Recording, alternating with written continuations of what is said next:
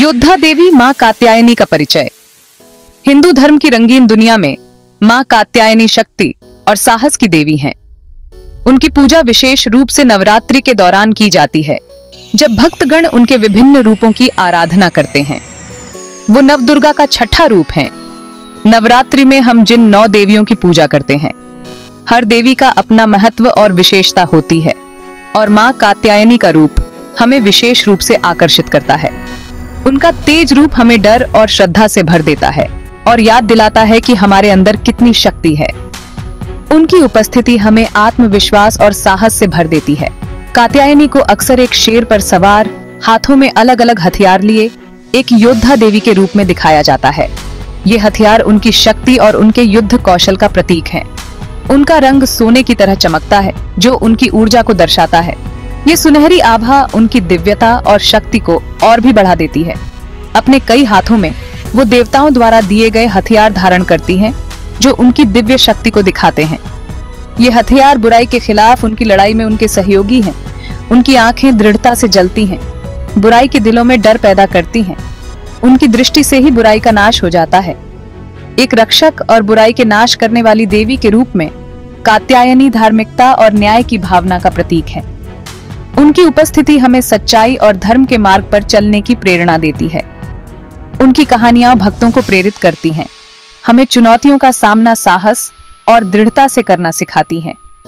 मां कात्यायनी की आराधना से हमें अपने जीवन में आने वाली कठिनाइयों का सामना करने की शक्ति मिलती है। दिव्य क्रोध से जन्म मां कात्यायनी की उत्पत्ति। मां कात्यायनी का जन्म उतना ही असाधारण है जितना कि स्वयं देवी। कहा जाता है कि एक बार महिषासुर नामक राक्षस ने तीनों लोकों में तबाही मचा दी थी। देवता उसे हराने में असमर्थ मदद के लिए ब्रह्मा, विष्णु और शिव के पास पहुंचे।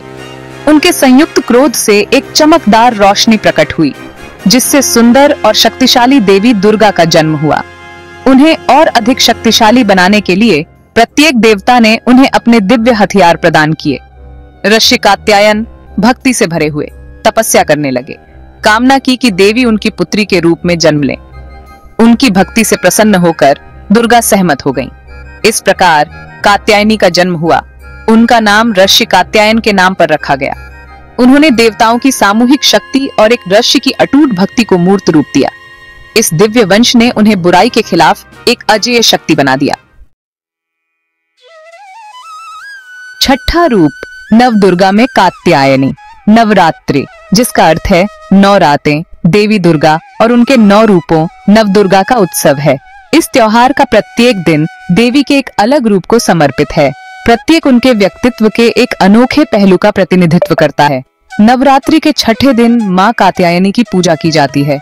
उनकी उग्र ऊर्जा मंगल ग्रह से जुड़ी है, जो साहस, कार्य और बाधाओं को दूर करने की क्षमता का प्रतीक है।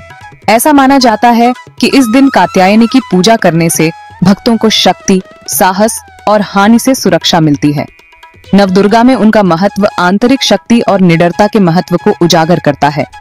वो हमें याद दिलाती हैं कि हम सभी के अंदर चुनौतियों से उबरने और विजयी होने की शक्ति है। राक्षसों का संहार, कात्यायनी की शक्ति का वर्णन।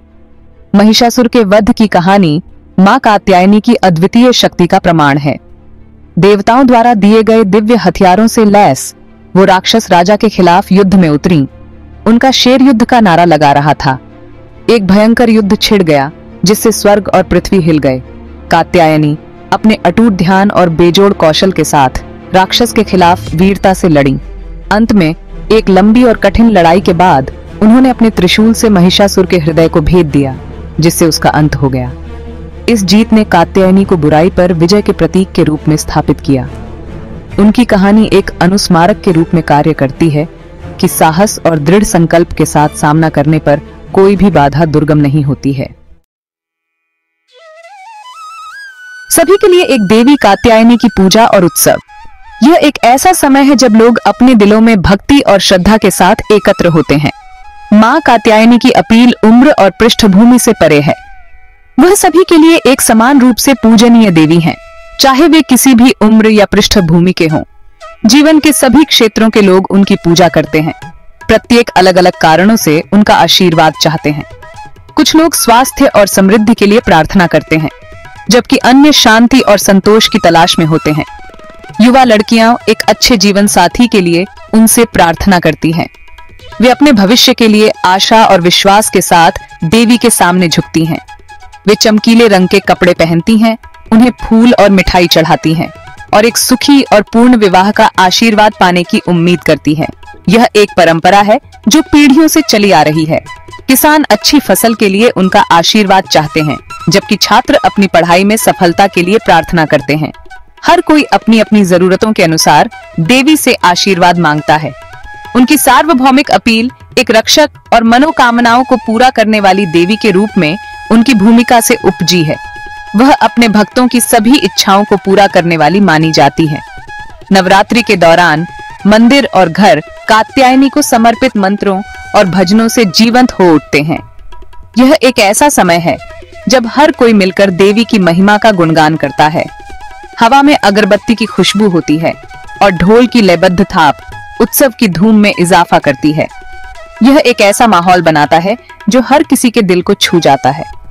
भक्त व्रत रखते हैं, विशेष पूजा करते हैं और स्वयं को देवी की दिव्य आभा में विसर्जित कर देते हैं। यह एक ऐसा समय है जब हर कोई अपने जीवन में शांति और संतुलन की तलाश में होता है और मां कात्यायनी की पूजा उन्हें वह आंतरिक शांति प्रदान करती है।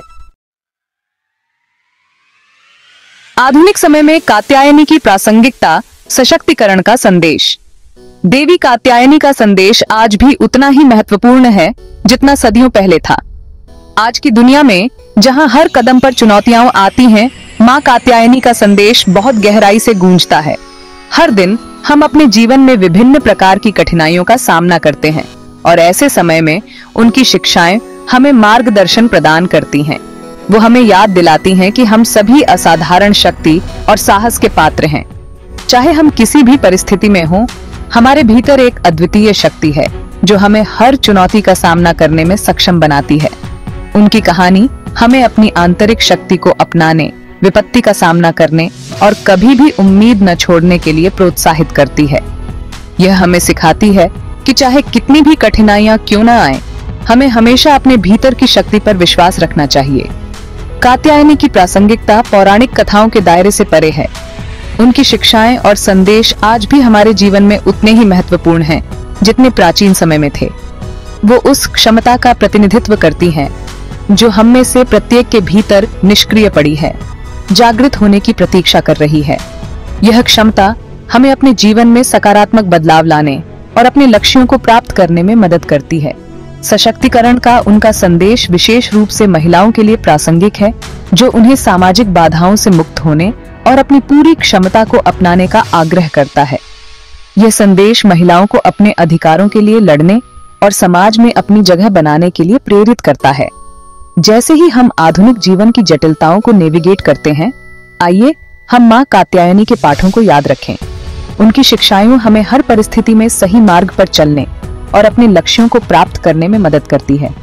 आइए हम अपनी चुनौतियों का सामना उनकी अटूट भावना, उनके अडिग संकल्प और उनके दयालु हृदय के साथ करें। उनकी शिक्षाएं हमें सिखाती हैं कि हमें हमेशा दयालु और सहानुभूतिपूर्ण होना चाहिए, चाहे परिस्थितियां कैसी भी हों। उनकी कहानी हमें अपने भीतर के योद्धा को अपनाने, जो सही है, उसके लिए लड़ने और जीवन के संघर्षों से विजयी होने के लिए प्रेरित करे। यह हमें सिखाती है कि हमें हमेशा अपने सिद्धांतों पर कायम रहना चाहिए और अपने लक्ष्यों को प्राप्त करने के लिए